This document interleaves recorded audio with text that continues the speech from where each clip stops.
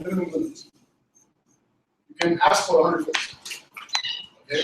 But if your bank is charging you 50 fills for each transaction, it's not worth the electricity that the server is using. Some merchants, they put a default at minimum KD. But technically, there's no limit. You can charge, 1 fills. You need to send them two things.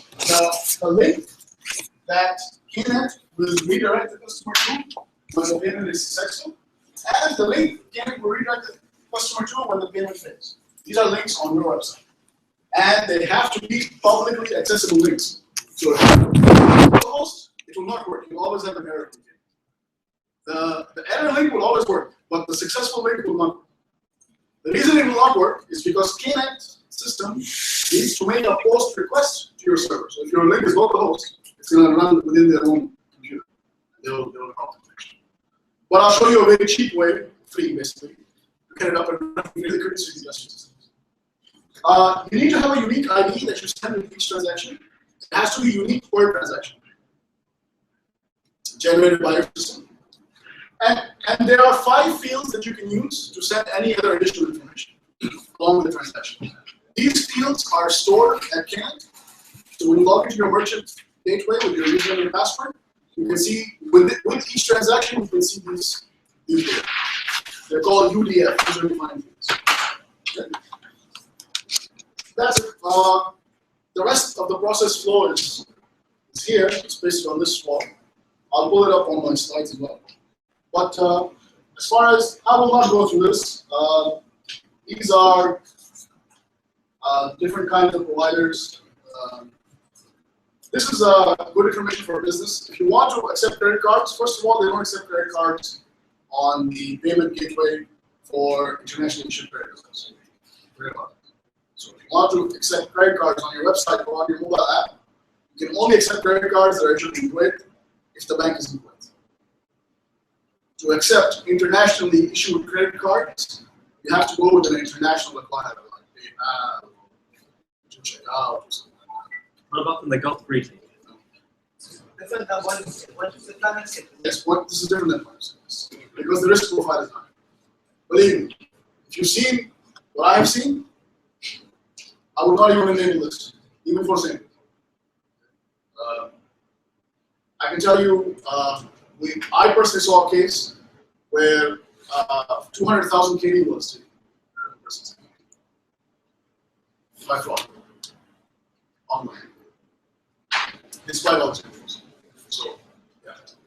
Because unfortunately, developers in the area are not very security aware, and businesses usually go with the lowest bidder when it comes to integration. Banks really don't want to get into the business of telling you this is not secure. Don't do this. So banks will not tell you. They will happily do it. As long as a transaction is made, they're getting their commission. Right? I'm not speaking as a banker. I'm speaking as a normal person. Okay. As a banker, I'll tell you that no, we are relationship aware. I'm not in that business. I'm not in the business. But if you want to accept credit cards on point of sale, make sure you talk to one of these banks, because these are the only banks that are authorized to acquire business. Everyone else is renting from them and selling to you. So the rates will be high. So this is MBK, Gulf, CBK, QFH, Burhan Bank. They are acquirers. So everyone is acquirer for them. The bank is out? Yeah, we're not acquirers. So if you come to me and you want to accept credit cards on the point of sale, you know what I'll do? I'll go to CBK. I'll get you to open an account there and I'll sell it. So, yeah, we're not. We are becoming this year in the process of becoming. It's very expensive, number one, to become an acquirer. And Visa and MasterCard, they control the market. So they will deny you if they see that it's too much market is saturated. So you have to have a huge business case to them that we have customer profiles before they authorize you. Before they allow you to pay them a lot of money to get the license to become. Okay. That's it from this slide. Okay, American Express. This is the only odd duck because American Express, the company is the issue. Got it? Visa They don't issue credit cards by themselves. Visa is just a American Express, the company is the bank, they are the issuers, you go with them directly if you want to accept American Express, and you should, because American Express cardholders tend to spend a lot of money. They are premium customers, they don't give American Express to you. I think minimum salary requirement to get American Express is $750 or $1,000. So if you want to go with American Express, go directly with them. Go talk to them. They're in. It's out here, upstairs. It's out here. No station. Nothing to do with it. For consumers, American Express is very good. They offer the best consumer protection you can possibly imagine. For example, when you buy your travel cards with American, when you buy a travel ticket with American Express, you automatically get accident insurance, loss value insurance, emergency cash. So for consumers, they're very good. They're also very good with fraud. If you ever had a fraudulent transaction on American Express or a charge you don't recognize, just call them up. Okay, they'll immediately reverse the amount to your account and then they'll go. They are very good for customers. I'll just skip through these. These are the KNET requirements, which I mentioned. These are the recommended SSL providers, so don't just go buy SSL from someone else. Bank nominates you for KNET, as I said, testing verification.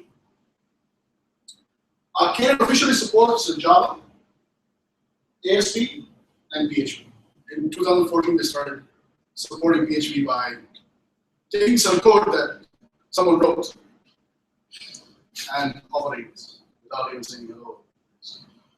So this is the system that they use. So if you're working on a project that does not use any of these technologies and you want to know what is going on behind the scenes, just Google ACI Worldwide Base 24 Payment, or this word, which is the name of the gateway, E24 Payment Pipe. So for example, I did not list Ruby here, but if you are a Ruby developer, you can go, there's a library available for Ruby that you can use. That's not the case. Okay.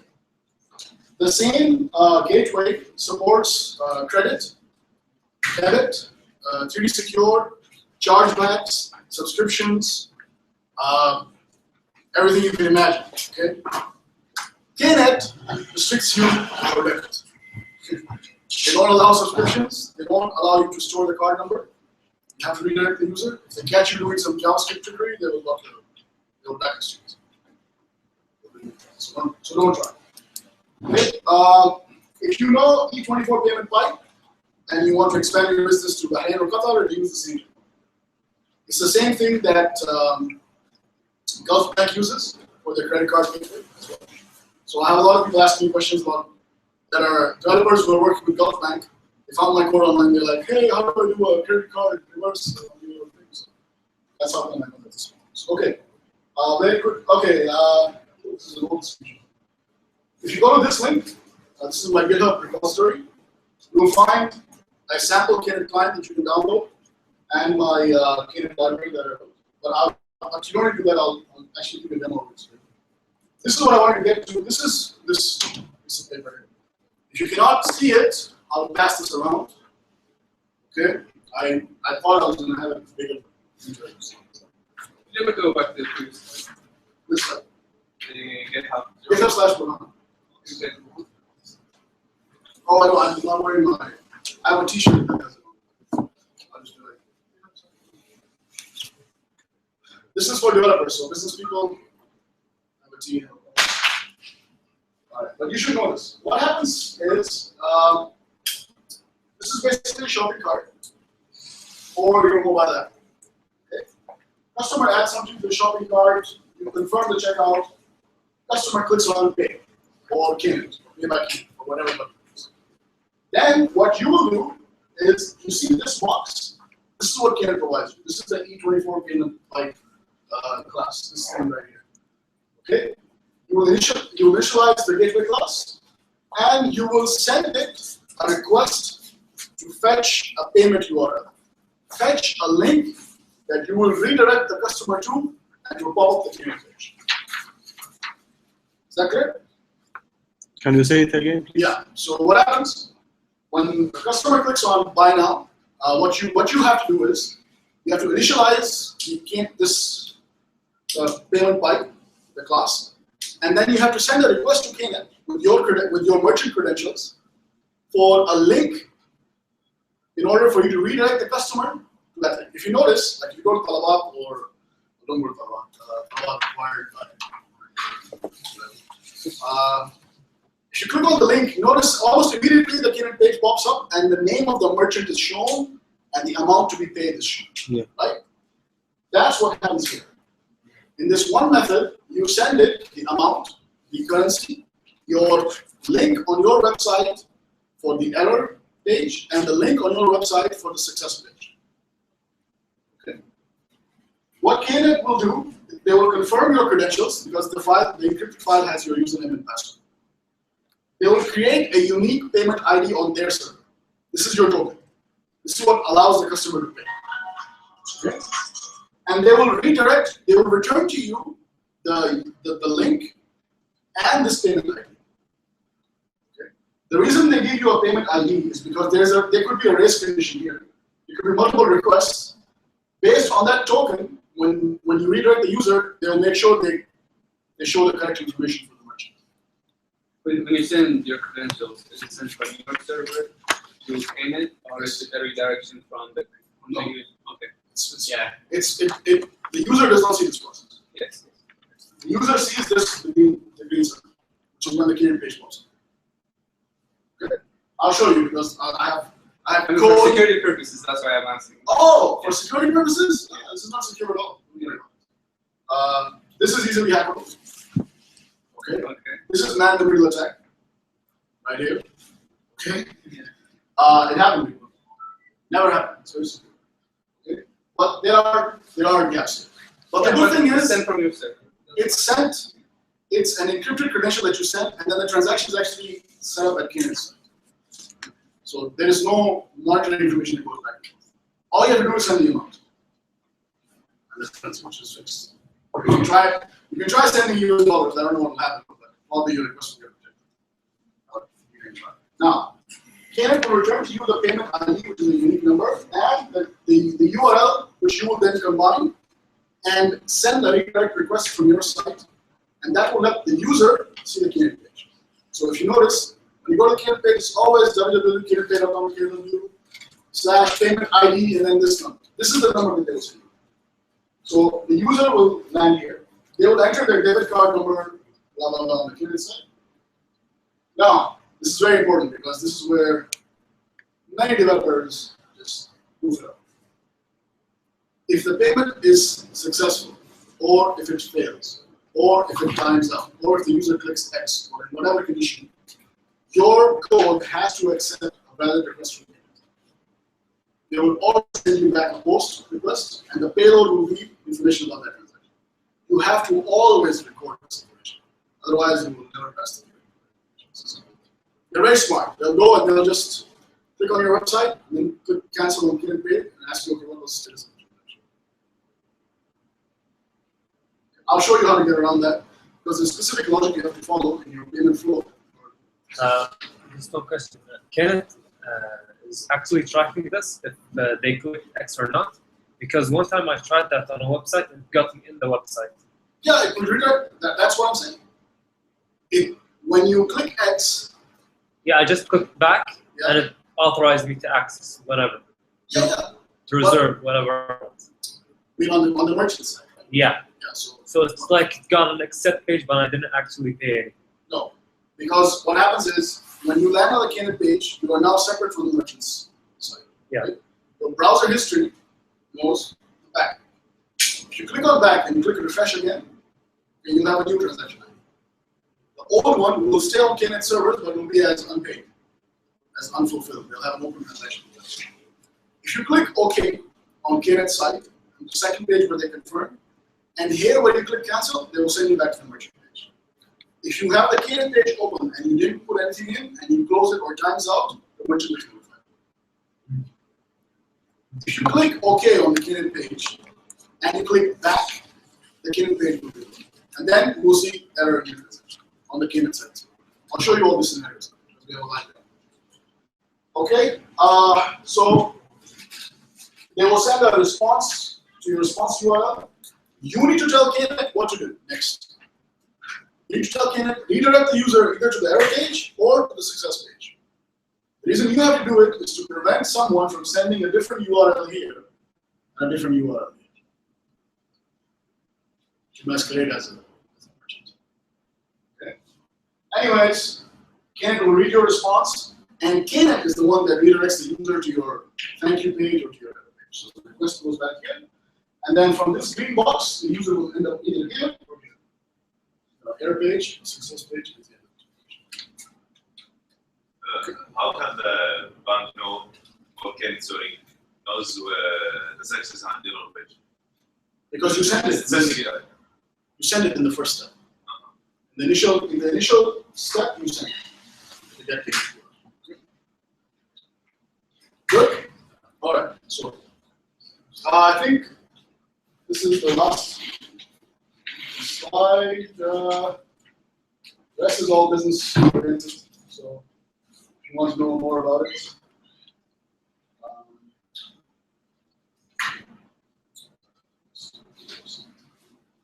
just some. I had the comment how much each credit card provider charges and what are the fees. That's not important here. What we will do now is we'll jump right into the code. And before I show you what's going on, let me show you the demo of the system. So you can see what it looks like, what we're going to do. So it's a very simple system. There is a link. And when you load that link, what it does is it asks you for 1 KDP. That's it. You can ask it for 1 million KDP. It won't make a difference because it's on a test system. Okay? So here's how it works. Let me just, you can use this on your own if you have a computer and you can, if you just go to this link, okay, and you refresh, okay, if you just click enter here, you'll notice it takes you to the KNet page and it says okay. This is KNet Pay Test. This is the test network for KNet. At this stage, when you hit cancel or you hit submit or reset, the merchant is notified. You'll see it go to an error page. But let me go through the whole process. There is a KNet test card bank. Okay. And it's 9 zeros and 1 for the successful, and 9 zeros and 2 for the rejected. So 1, 2, 3, 4, 5, 6, 7, 8, 9. 1, okay, and 2. The expiry doesn't matter. The pin actually doesn't matter, but you have to understand. 4 ones. Okay. Click submit, and then you click confirm, and everything is okay. You get your receipt information. So this is the minimum information that you need to show the customer in order for your website to pass KNet's testing requirements. Okay? So this is it. Total amount, tracking number, which is generated by KNet, authorization number, which is generated by KNet, transaction number, which is generated by KNet, the posting date, which is generated by KNet, and the transaction ID. So this is what we're going to build today. Now, if you have a laptop, open it up. Notice this is the payment ID. Okay. So that's the code. That's the website. Here's the code that makes it happen. Oh.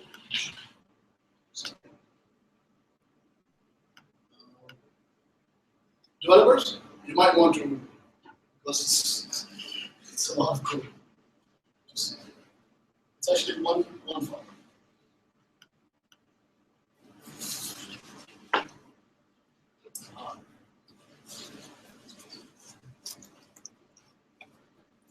Okay, this is the code.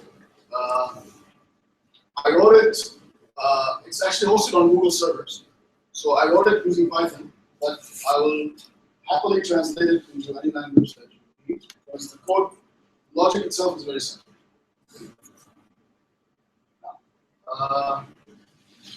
And everyone can see this?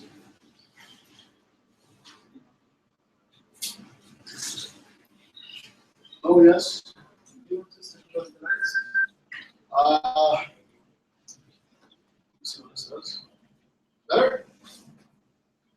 Can you make it white background? If it is possible. Why everyone else is this? We can't just close the lights. I don't think it was that. Who knows this? I think a black background is normal.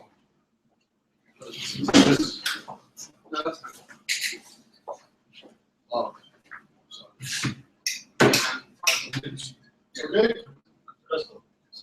It's good. See if I can. Here we go. Which one should I do? Font stop. Is it? Oh. Okay. I land that. Wow. Good choice. Let me get rid of the that on the side.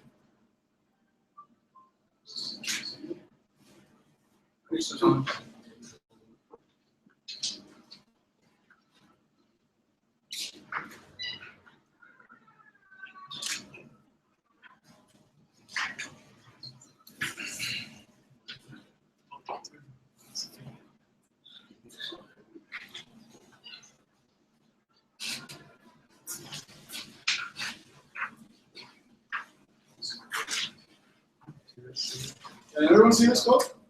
Clearly? How it goes?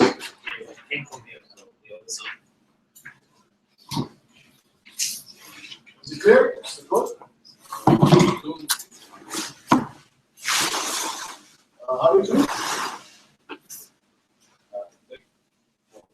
What? Control. Control plus. There is. Sorry, I use this as a name sheet. Okay. So there are, if you have this sheet here, handy. Okay, if you need to see it, you can go to this website, e24paymentpipe.rtd.org, and you'll see it. Payment pipe. Payment pipe. .rftd.org. What is it? What's this? It's a process.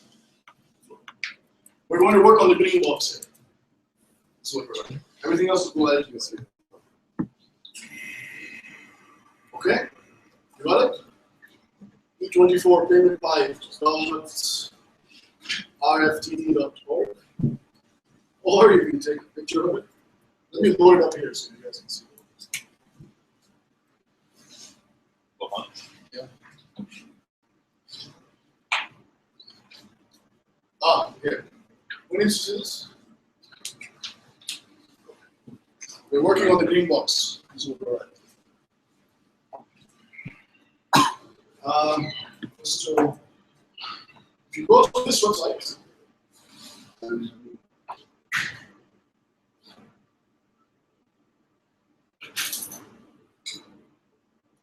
you go to this website, okay, which is the documentation for the plugin that I'm using. You will find the if you want to follow along. So we're going to write the blue box. Okay. Okay. Now, so the first step is remember, this is where we're starting. This code is provided for you, and we're going to redirect the user. So the first step we're going to do is we're going to get the payment URL. So to get the payment URL,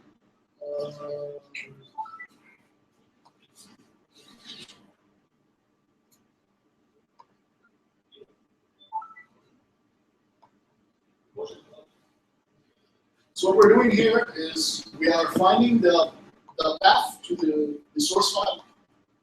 Okay. We are initializing the gateway. the file path and the alias, which is the two pieces of information that can. Okay. You're setting the error URL and the response URL. Okay. And you're getting the amount. So if you don't pass in the amount is 1. So you can just say question mark amount equals 100 and the amount will be 100. It's just a sample.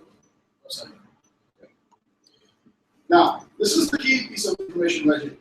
This line. This is the get payment URL function, which is this method right here. Oops.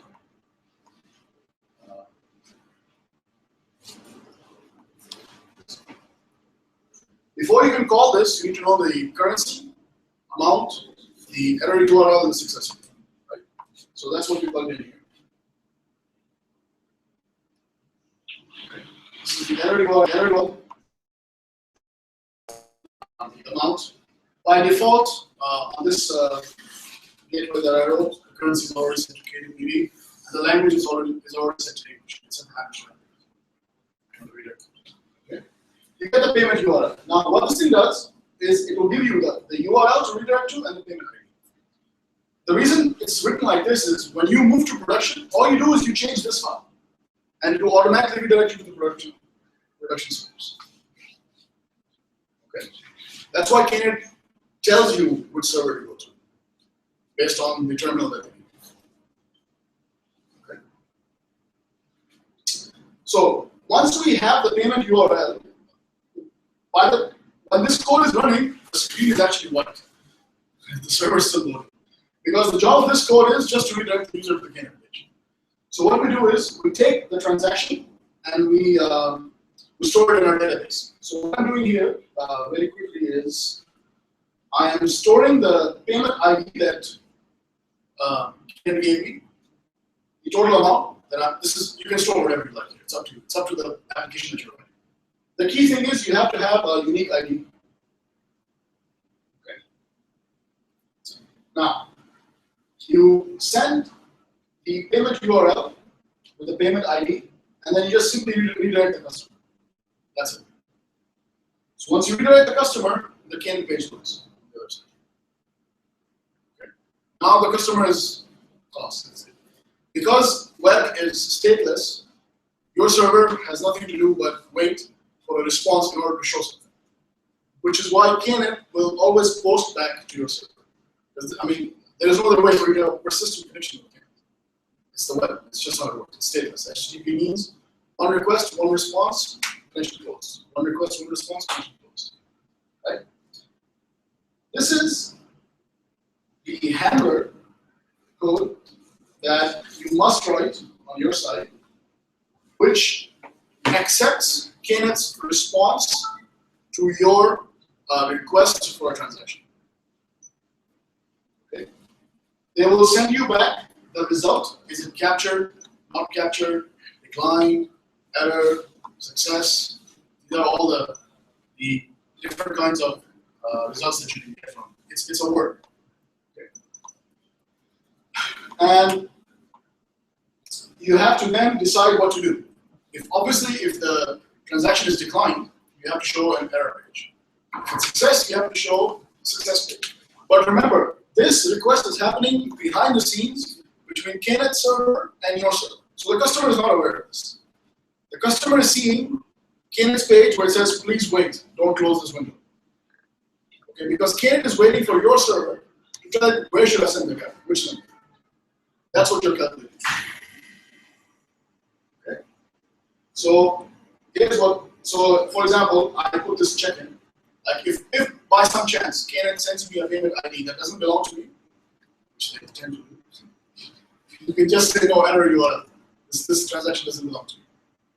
Okay. If everything is okay, irrespective of if everything is okay or everything is not okay, you have to record every piece of information given to you in the post payload. So this is what I'm doing here. I'm fetching that transaction from the database. I'm checking if it exists. If it doesn't exist, we'll just redirect it to the error. If it does exist, we will just say the post date, transaction ID, the tracking ID, the reference, the authorization code, all that gets saved in the database, and then we check. This is where we save the database here. and then we check what was the result. If it was cancelled or not captured, tell KNet to send the customer to my error page. In all other cases, send him to my success page. The important part is, a lot of developers, what they will do, they will put the save logic here. So they'll only save the data in the database if the transaction was successful. Then KNet will call you and say, well, this rejected transaction, give me the transaction. Go back to this replication. To be fair with KNet, they give you all this in their integration kit. Okay. The error link can do whatever you like. It's up to you based on the application. What should you do when an error occurs?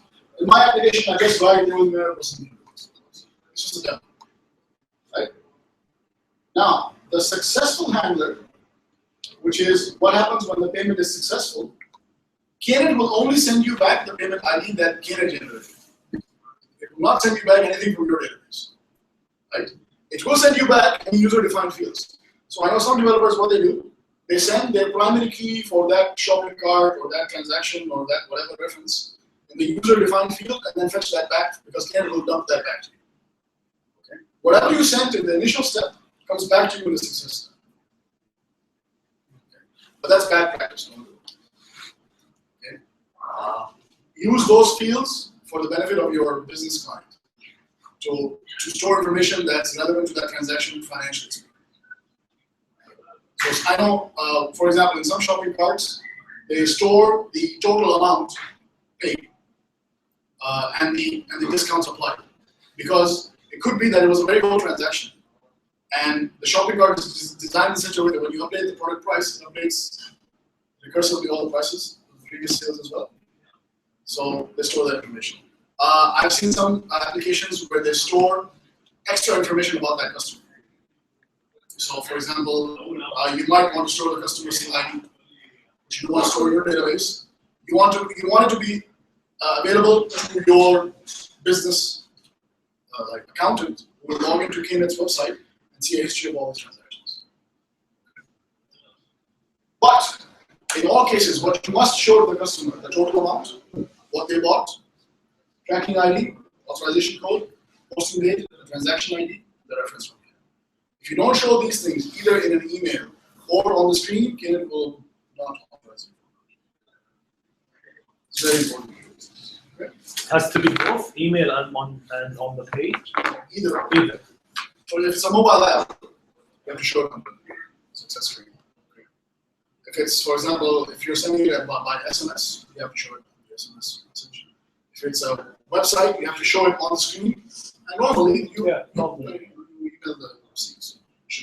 Basically, these are all the things that are on the actual printed receipt that comes out of the point of sale. So this is what they're comparing against. Okay.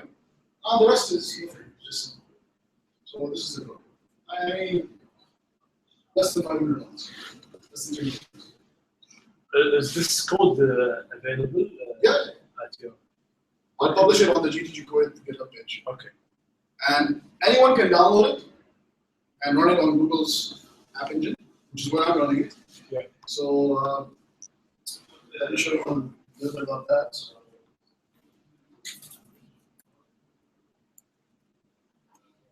The big thing about Google's App Engine is that you don't have to worry about setting up anything. Right? You just develop your application, you upload it there, and they will host everything: the database, the web server, the HTTPS. It's all done for you. So you don't have to do it. In fact, I wrote this. I started writing it at 6:30. That's why I was late. I forgot to write it during the day. So let's go to. Okay. So let me show you the application, like how you manage your application. So you go to developers.google.com. And by the way, it's completely free to run your entire KNet backend on Google servers. It doesn't cost you something. Well, it will cost you the SSL. Beyond that, it's absolutely free. So you can have a zero-cost application running. I have a second part of this talk, which automatically generates mobile APIs and JavaScript APIs from this code base for developers, so that you write it once and then you can just consume it with iOS or with Android or whatever. And that's also done automatically. So, but let me show you really quickly how it works. You can go to developers.google.com, go to products, cloud, where we are. And this is my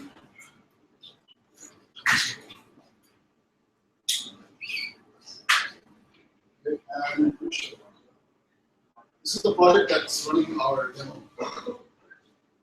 Okay. As you can see, there have been 44 requests and 12 errors. Here.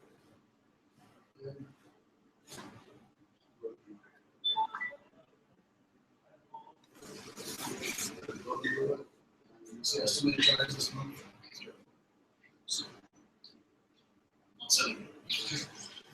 Let me go to here. So this is what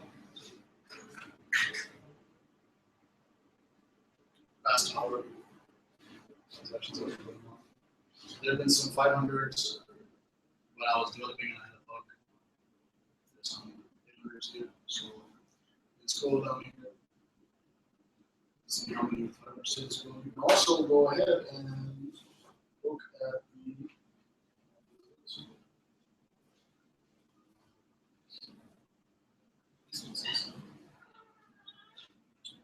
based on the load of your application, Google can launch it on multiple physical copies of it. So it'll automatically scale it up. Right now, it's only running one instance.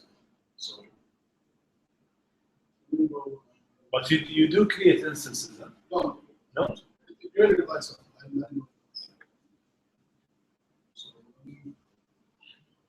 It's different from AWS. yes, very good. So this is my instance. Last minute queries per second, latency, 14 requests. This is how much memory it's containing. So I can just, when I view it, it will take you to the logs, and I can go here and I can then browse the logs that my application serves. So I didn't set any of this. See, there was an error here.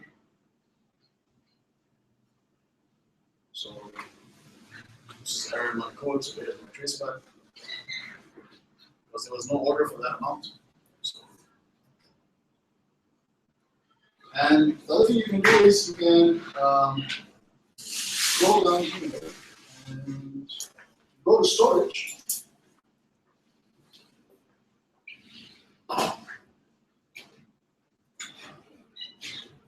This is basically your database where it's storing all the transactions, which is again set up by Google at Google scale. You don't have to worry about it. It replicates across machines.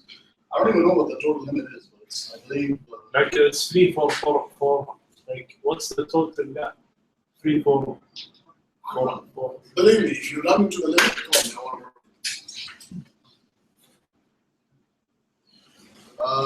work. Anyway.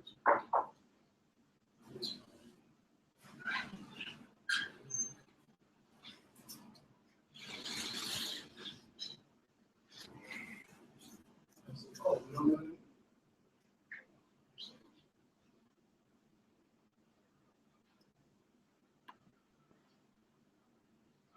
When you're developing this on your local computer and you don't have access to the internet, this complete thing is available in the software download kit that you download. So you can have access to all this on your local computer without using the internet. Develop your application. These are not here. Develop your application and then upload it to Google servers. So these are the payment IDs, tracking IDs, transaction IDs. So that's actually the end of my presentation. The code. I'm going to open the floor to questions. When you send the credentials from your server to the king, Yeah. Is it encrypted, first of all? Yes. Yeah, it's like a shared key. No, you have to have your certificate installed on their servers. So the new client authentication. Oh, fine.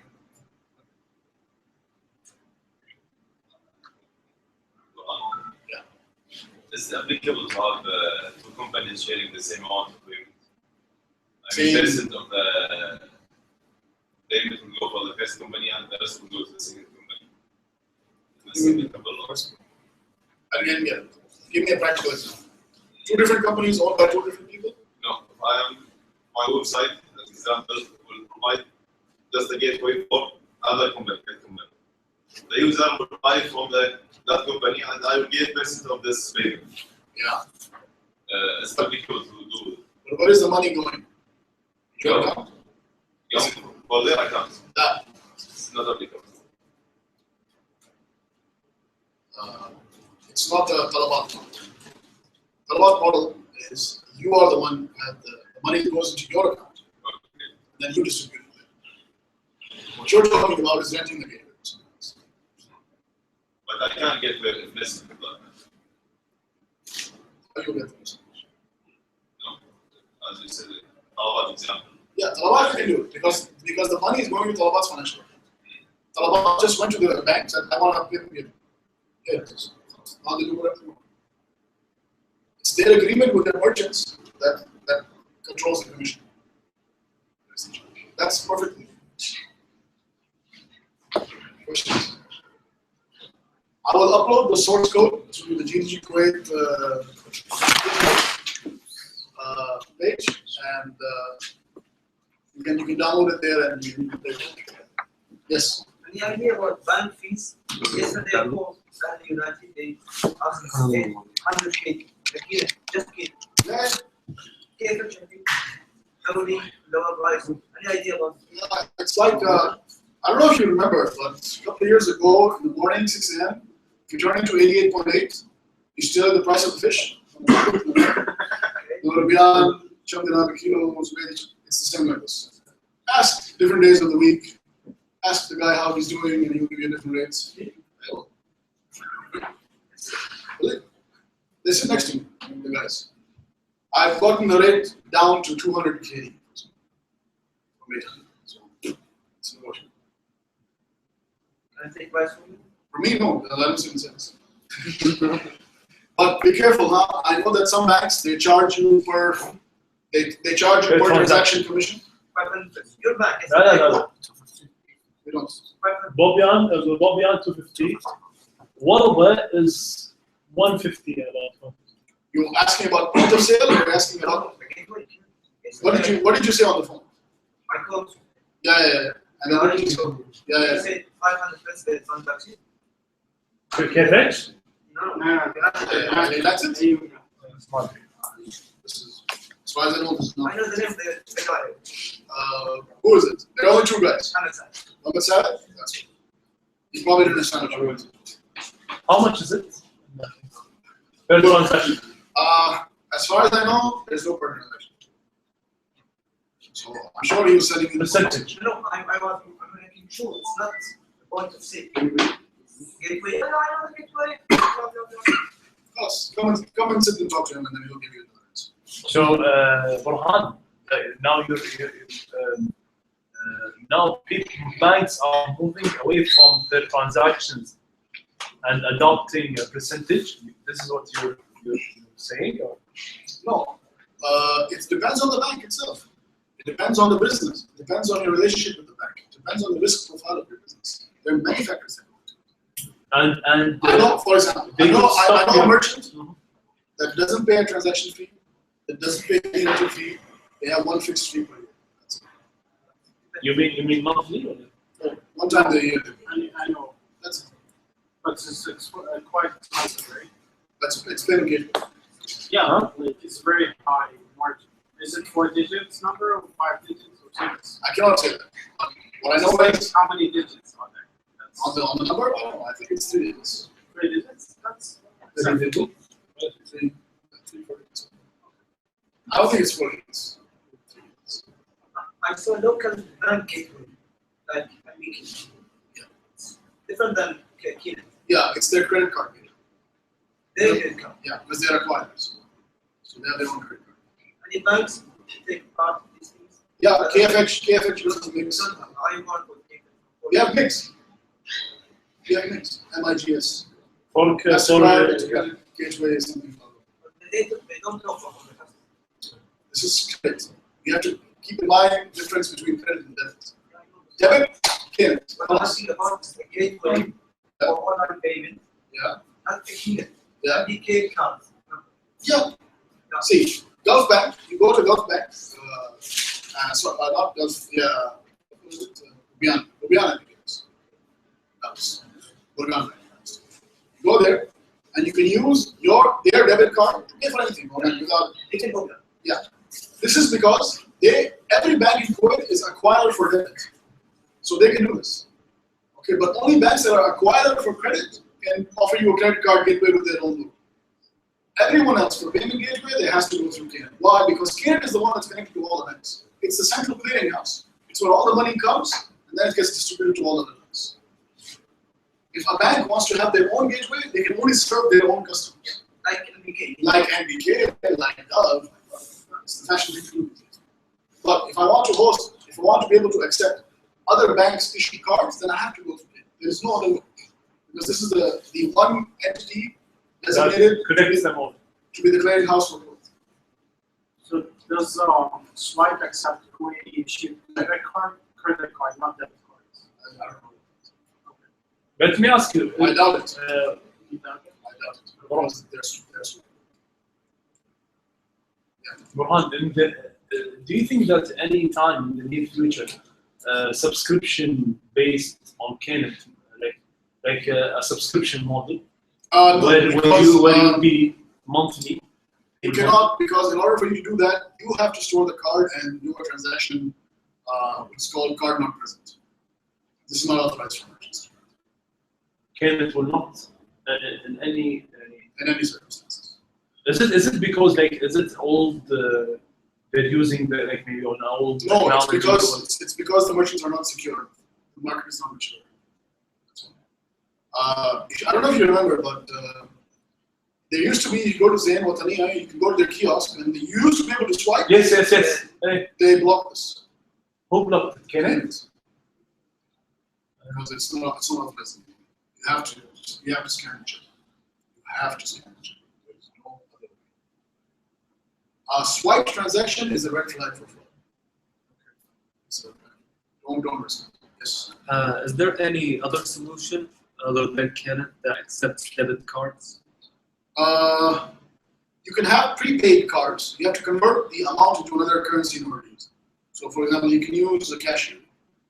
You go to any cashier machine, buy the KD equivalent, then have your payment gateway integrated with cashier, and you. So people won't go to my gateway; they will pay with the cashier cards. No, I'm saying about with their debit card And not use KNET? and not use KNET. Is there any other possible way? Can you do something like based on KNET? Like you develop your own payment gateway based on KNET itself? I already tried it. Right? Not allowed. No. What about DCC? They will not allow you KNET? No. Will the bank? The central bank. Central bank. What about if we just install from Gulf Bank from outside Kuwait? We have GCC Net. GCC Net is a company created by KNET before. But what about if we install? Okay. I mean, Bahrain Bank. This is Bahrain Bank point of sale. Okay. So where do you connect? I will create my account. Where? I'm a merchant. Any Bahrain In account. Bahrain Bank. Okay. The device is there with you. I come in with a Kuwaiti card. What you? Oh, wait. Where's your card from? US? Use this machine. That's from Bahrain. Use this machine. From Kuwait. Use No. this It's not trying to say this. Local Gulf network. There is a local debit network Gulf something. called GCC Net, Yes. Yeah. which allows you as a merchant for point of sale, not for payment, not for online. It's only for point of sale. Allows you to accept debit and credit cards issued across the GCC. However, for you as a merchant, it's a very expensive proposition because this transaction is considered an international dollar transaction. The merchant, not as the customer. Well, for both. It's more expensive than yours. Because the rates are hidden. Yeah. Because you're, but what they're doing now is they are converting this into a debit transaction. So it goes across one specific network, which is across the GCC, and each individual country will plug into this thing. This is being developed and it's almost ready to launch. That is a stupid idea. Can we take the transaction, the online transaction, and convert it to a point of sale transaction and run it through because the point of sale machine does not accept card not present. That's why. Before they used to. I remember back in the day, we used to have customers that were super lazy.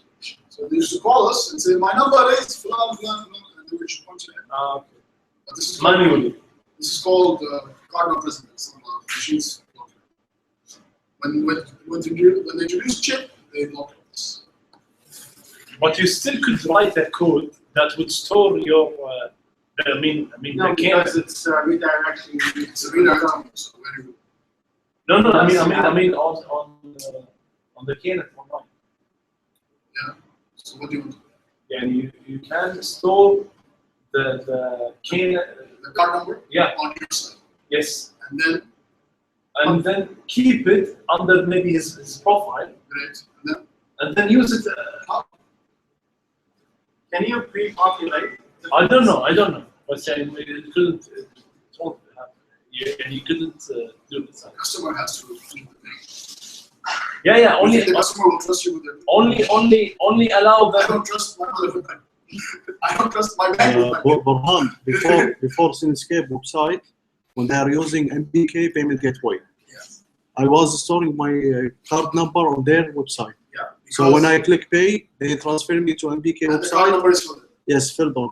You have to enter your PIN. Yes, that I think his question. Yeah, that is my question. And you have to enter your PIN. Yes, Because it's an MK card, right? MBK card. That's No, because you cannot do it on Burhan bank card on MPKs. No, but can I use his number in his profile, and he chose the bank?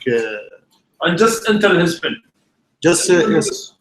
And it's not against the. It is. Because you are not BCID system bank. You cannot store those cards. In order for you to store a card number, like this you have to go through. Your database has to be encrypted. You have to have two separate employees with separate credentials. One to view access, one to read access. You have to be physically secure. You have to be audited every day. The data in transit has to be encrypted. In storage has to be encrypted. In memory has to be. Do they follow standard? Yeah. PCI DSS. They do PCI? Yeah, I have a question. Is there a way, like you mentioned about tweaking or going around things, is there a way you can, from your business account, do like a sell operation? Or as a merchant, you give money to the customer? Yeah, you can refund. As a refund? But that's only for a refund case, right? Yeah. What else do you? A refund from your from the to the client, from your merchant side to the client. But how about if it's a business logic? There are some banks, I'm not going to mention the name, Okay. that offer B2B integration, which means your application can write specific instructions and send it, and the bank will execute it on your behalf. It's good for collecting subscriptions. It's good for making mass payments. So, for example, instead of having people go to your website and pay you every month for something, you can sign a contract with them. And then your application generates a transaction file automatically, sends it to the bank without any human intervention. The bank processes the file. In your account, it will give for each transaction your reference number.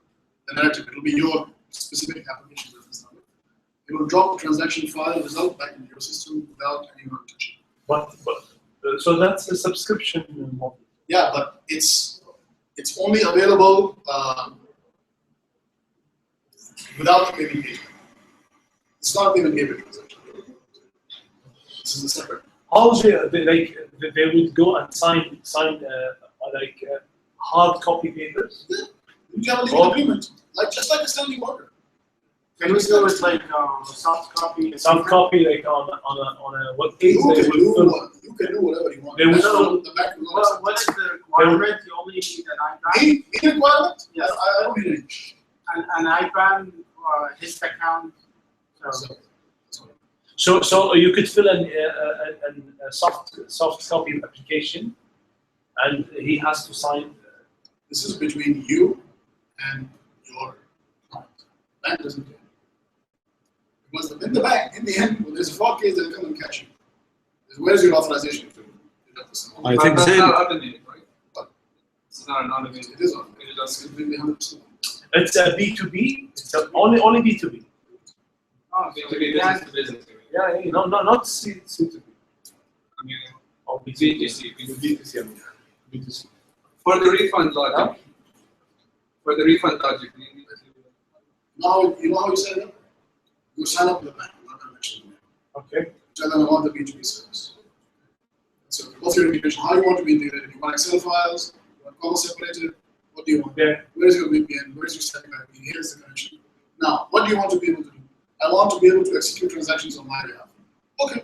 Send me a file with this format. I want to collect money from my customers. Okay. Send me a file with this format. That's it. What happens outside the banking channel is between you. Each business has their own. I know a client who's using this to pay their contractors. Instead of having the dude come into the office to collect the money is distributed automatically on a weekly basis. I know another company who's using it to collect rent. Rather than have the Mandu go and collect money, or the customers go and deposit into the account, customers just sit and sign an agreement with their IBAN number. Okay? But it changes. The amount changes. Huh? The amount changes. And so for instance, like for a bus model, you could do this with this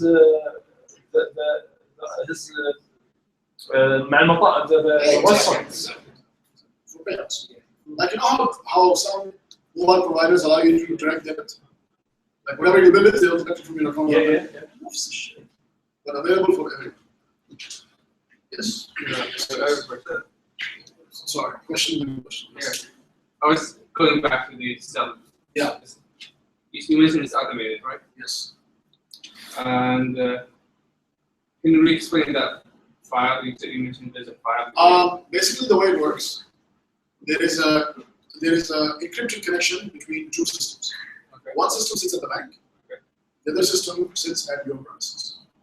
Okay. Now, it's up to you to decide how you want to execute transactions using this connection. Okay. But it's a point-to-point connection. It's a point-to-point connection. How about you want to send to many clients? You will generate a file on your end. Okay. This file will have the IBAN numbers for all the people. Okay. This file gets dropped to the bank. Okay. The bank picks up this file and then executes this transaction on your behalf from each of the individual banks. Collects the money, drops it in your account, sends you the result back from the same direction on your server. You pick it up and then you update your database. That's all it is. So the process to take money from your bank. It can take from you or it can give to you, depending on what you want. Okay. Oh, Depending if you want to collect money or you want to pay. But again, is it for individuals or no? They don't accept individuals. Right? What do you mean? Is it for Not any companies. Only companies could do this. You could pay for companies and you could collect from companies. No. Even individuals. What did I say? Companies are collecting rent from people using the system. Okay. I own a building where you live. There are 42 tenants. Each month, I have to collect 350 KD from each one. What can I do? I can tell you, go deposit in my account and give the receipt to my house. I can tell the house, go knock on your door in the middle of the night, wake your ass up and give you. Or I can tell you, give me your copy of your bank statement and sign this agreement. It's like standing here. Oh, right. But it's a reverse order. Yeah. It's a reverse standing. Okay. And most banks do this or Special banks. special cases? Special banks. One bank. Questions about this. I have a case for different sub-companies. One company has several sub-branches, like proceed. They have Tawzif, they have sheep, Yeah. they have no credit. So you mean universal media? Yeah, and they have different certificates. And I saw one of them out of date from 2 years. You mean SSL certificate? Yes. Yes. So it should be, every site should have his own certificate, SSL. This depends on what kind of SSL certificate you have. Adina. No. Yes. So there's the project called Let's Encrypt.org. That's not what he's talking Yes. So basically, you don't, they're going to issue certificates, so you don't have to worry about renewing certificates. But the CA is not accepting that. CA is not accepting that. I They're can't. accepting, what do they call it? The McCarthy order? Out? No. VeriSign. Are they accepting VeriSign? So it's going to be authorized by VeriSign. It's very sincere. But to answer your question directly, the website SSL certificate has nothing to do with transaction. All that will happen is the transaction will get rejected from KNet, because when KNet tries to connect back to your site, the SSL certificate will not validate and the connection will drop. So you will see in your database a lot of generated transactions, but they are not completed. Customers will complain because they will get debited and your machine will not get credited. The site is working right now. Yeah, the site can be working, but the page that connects, that KNet connects to, might be on a different server somewhere. You don't know. There might be something like, instead of redirecting the customer, this is doing another redirect to someone else. Like, I set up a system for one client where they have one KNet certificate, one central server that processes payments for 500 merchants. Each one is a different business. There's only one certificate. All other sites don't have a system. It's approved by the bank. The bank doesn't need to approve it, KNet needs to approve it. It's approved by KNet just like Talabot is approved by KNet. Same model, except that instead of different restaurants, it's his own business. What's the name of the bank that does this? Which, Subscription, right? I'll give you one guess. Huh? I'll give you one guess. If you guess it wrong, Yeah, Can I guess? No, I don't think so. What's the question? he's asking Everyone should have sitting at the start. there are enough banks to do it. He's asking which bank offers the B2B service. Yes, which bank? All of them. That, I think. MBK. Burhan. No. No way. I know. Finance House. No. AUB. AUB. That's why he was so sure and you have to be quick. It's actually a service we developed in-house. Something we bought. Nice. It's to enable businesses. What we want to do is we want you to be able to exploit the bank. Okay. So use it, abuse it for anything you want. What are the requirements? Open it. Just It's free, by the way. Oh, good. All you pay is the normal transaction charges. So, for example, if you're doing international transfers, it's a normal transfer fee. If you're doing local transfers, which is free, it's free. But والله it has to be a business smart account, يعني right? يعني البنك المركزي central bank they did not comment on this service. All services offered by banks in Kuwait are approved by central bank. والله يعني زين they approve. Of course, why won't they? Honestly, I think it's What's so risky about it? What's so It fancy? has to come to Yeah. the bank, officially show your ID, show his ID, and then deposit the amount. يعني there are some risks. يعني I think there are. What's the risk?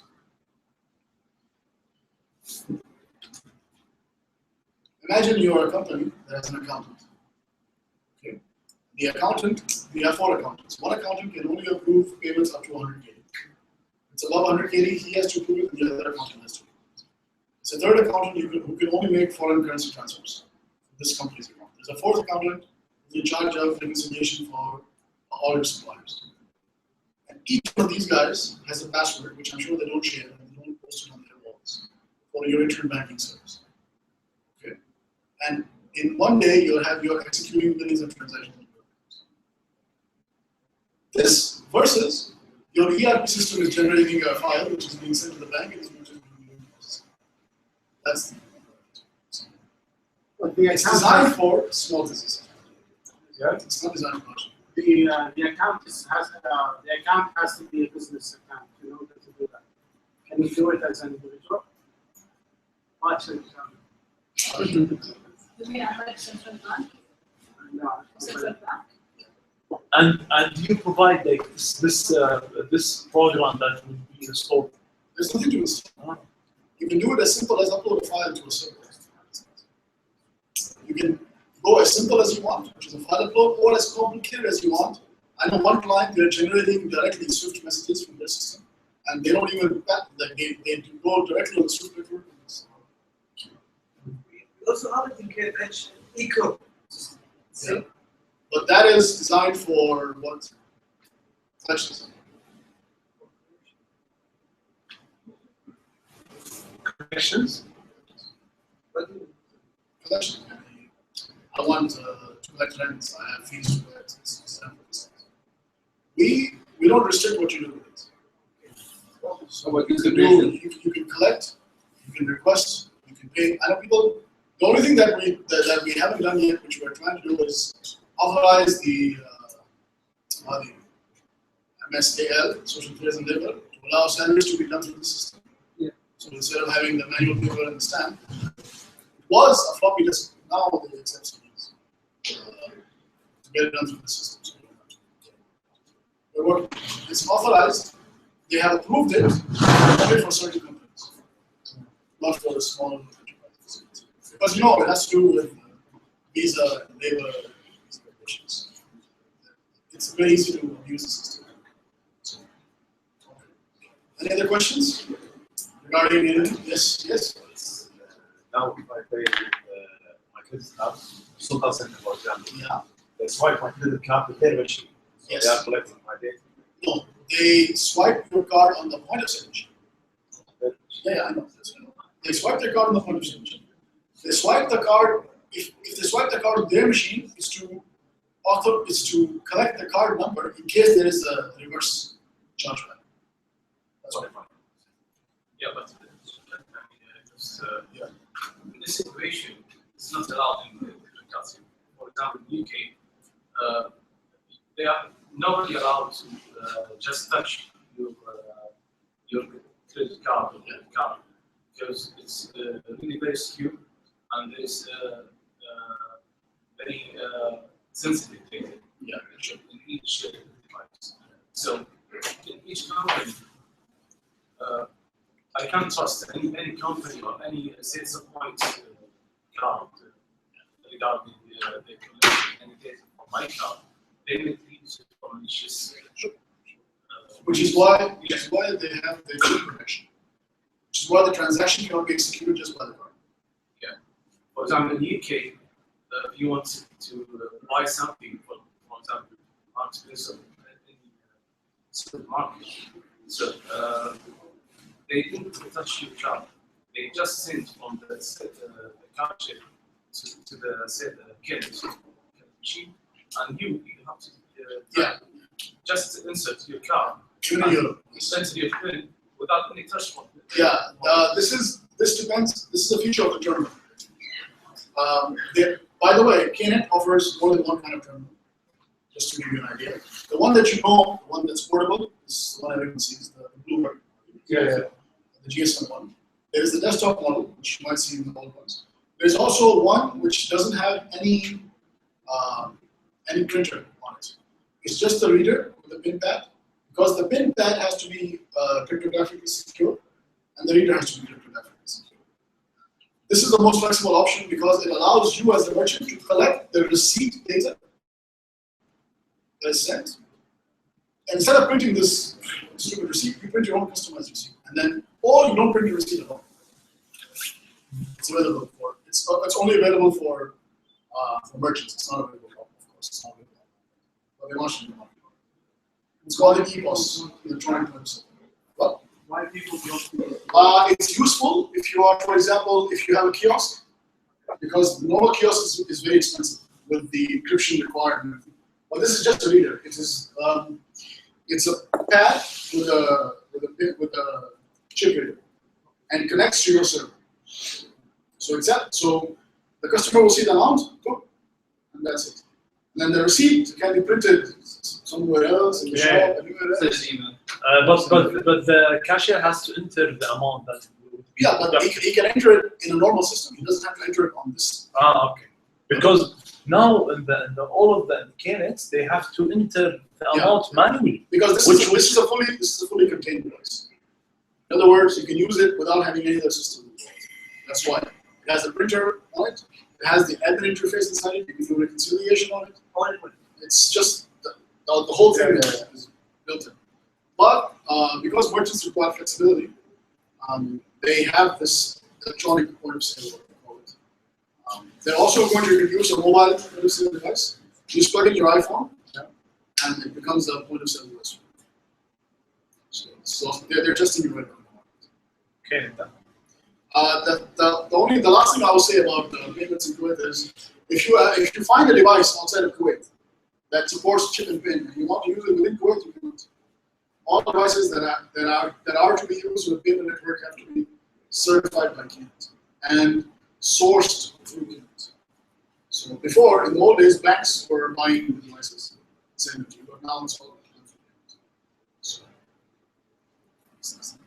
I'm happy to answer any more questions if you have any questions. Yes, sir. The link for the Khalid, it's available for everyone to do the test transaction. Yes. Anyone can do it. One last question regarding you mentioned that you could send some information along with the amount that you want to deduct. Yes. So, what is the best practice of the what's the best practice to send along the amount? It depends on the business. I mean, it depends on what's the transaction being taken. This could be a place where you store this information and it's stored permanently as part of your transaction record with Khalid. Okay. Remember, the authoritative record is the one that Khalid holds. It's not the one that your system holds. So if you want to make sure that something is considered like it's bank proof and the bank will accept it, store it on Khalid. There are 5 fields. There's a limit on the characters and there's a limit on the digits. Okay. But it's useful to know because the merchant can anytime go and check this. When they load the transaction, they'll see these fields in the report. Each merchant gets a login with Khalid. When they move to production with the username and password, you can go there, you can log in, and then you can see all. That's where you do the refunds. You pick a transaction and you say refund this transaction. And then the rest of the process is electronic.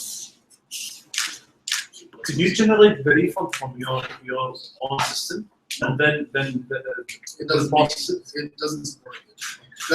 The technology supports it, but Khalid doesn't. For credit cards. When I read your slides about Khalid Gateway, you mentioned that they are not friendly with Khalid. Is it okay? What I mean by that is, it's if you are. Let me give you an example. Suppose you're developing a website which is you want to target the Kuwait debit market, the international credit card market, and people from all over the world. You want to sell something. Because the Khalid's website, it's a redirect, and people see Arabic written on it, and the Sheikh, his picture and all this. It gives an impression for the end user that this site has been compromised inside. I have clients that have lost a significant amount of business just because the NDK's logo has a camera on it and shows their. When you go to NDK's, so if you care about the debit market in Kuwait, you have no choice but to use Khalid. Or you can use a third-party provider like Cashew, or you can use Tap, or you can use what's the other one? Next. next payments, you can use those as well. Charger. But for maximum flexibility and maximum security as a merchant, you should go with a provider that is 3D secure. The only one that's 3D secure that's available for you to lease is CyberSource.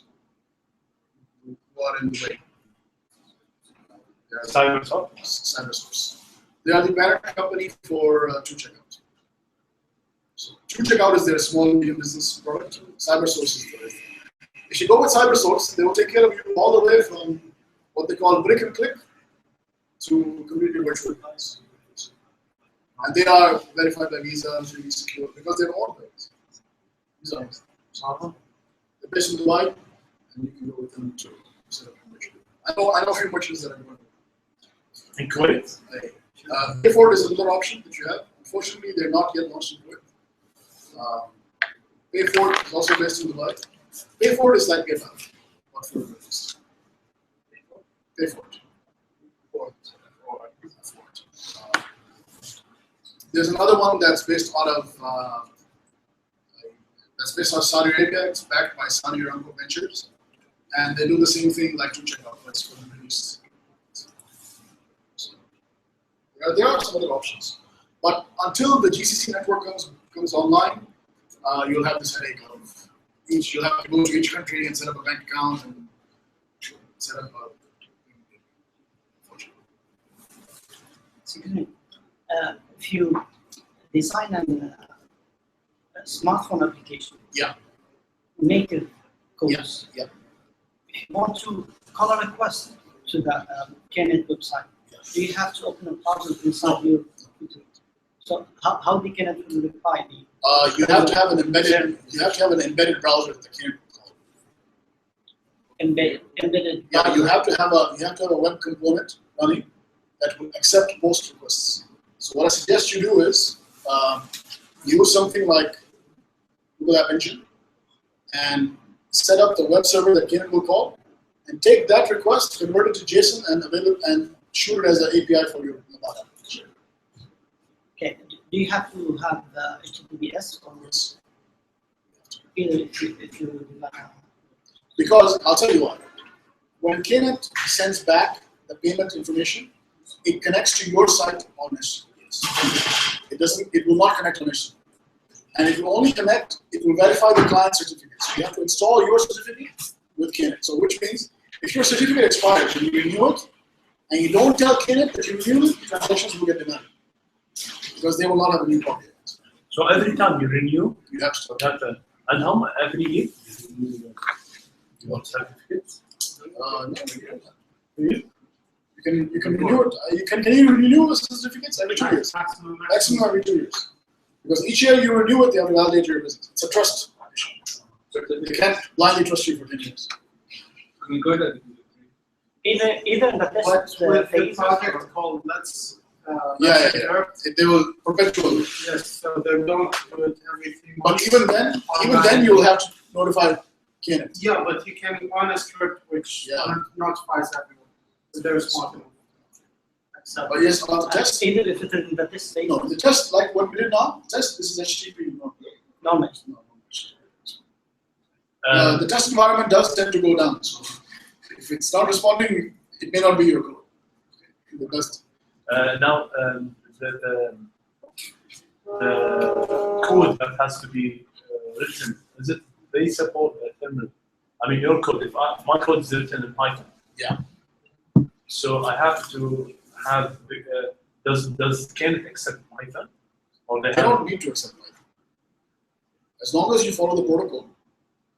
I have production websites running with Python. The code that you see here, it's based off of production code. The only thing is KNet will update. They will ask you on the form which technology you're using. Yes. Java or is it ASP or is it PHP? And they will provide you the code that I give. That's it. They will provide the PHP code. Or basically, do they have a Python? No. This is what I'm asking. So I can show you the code that they will provide. So we could use your code as a production. I mean, So maybe we should have said that at the beginning. The code that I'm showing you here is production tested. It's been used in production for more than 5 years. You said because you said you just wanted to have. I wrote this example. Huh? I wrote this example for you guys. If I showed you the production code, it would take me like this time just to open it up and all the files. And this is the method that does this. So But we have the production. I mean, we can get the production code from you. this is production. You can take this freely, publish it, and use it in your website and make money. Let me show you what Kenneth will do. Okay, is it up? Because I have the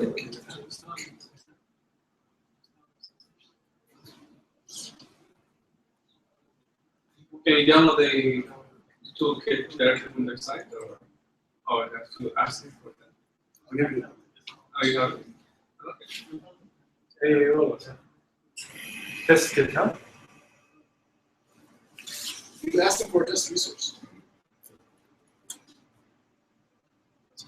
Get up. This thing's not good.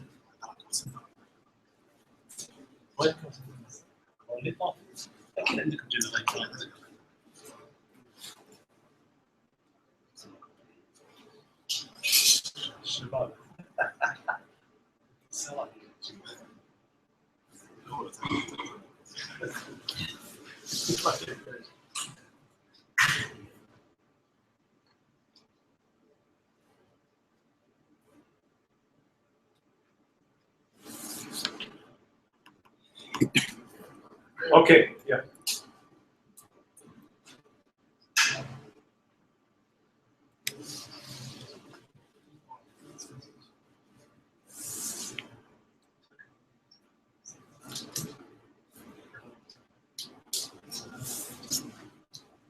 Okay.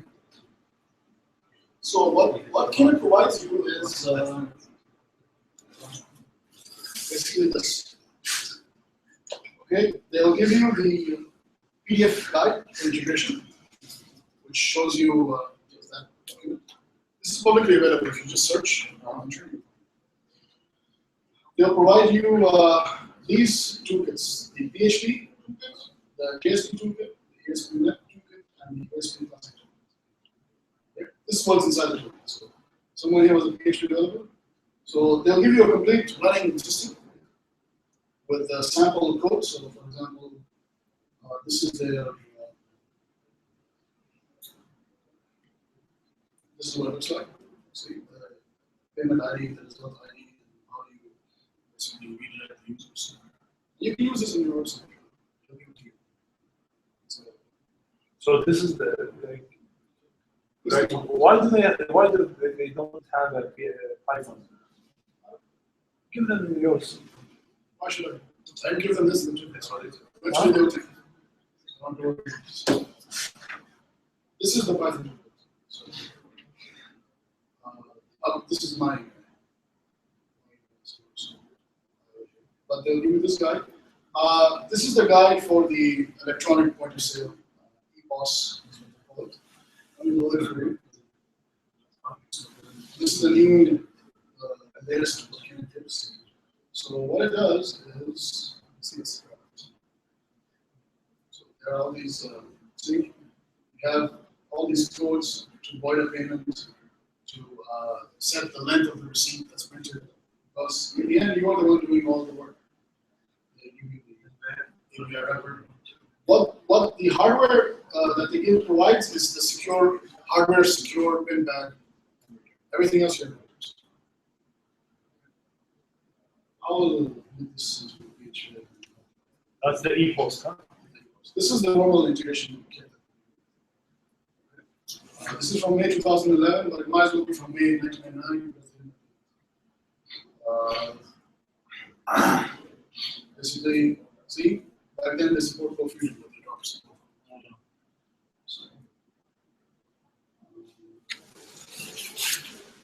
This is how you import the certificates. If you scroll down here, eventually it will tell you somewhere. Yeah. This is their version of this drive. This is what you have. The flow is the same. So they'll tell you what they give back an XML response and how you parse it. If you want to write your own kit, you can use this tool.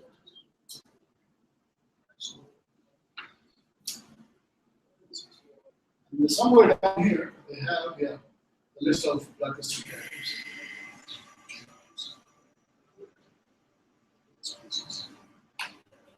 And they have somewhere down here.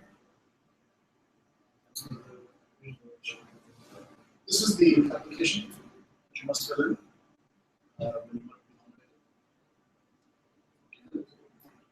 This is the first walkthrough. And somewhere down here. This is what the merchant is doing. It's going to log in. So log in with the username and password. And they see this interface where they can sort by date transactions. And when they see the transaction, all the information that is sent to you is stored back in. And when they click on a transaction and review the transaction specific details, here is where they see this. Here the fields that you Fields that you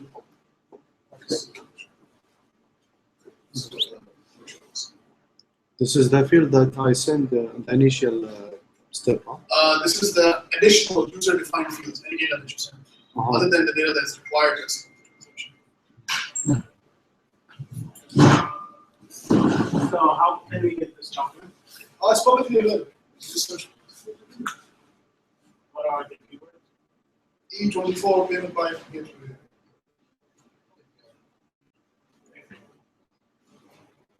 The Python kit. Yeah, E24 payment. GitHub.com/. That's the probably new example. It will be on the GDG Kuwait. If you go github.com/GDG Kuwait, you will see it. I'll upload it right here.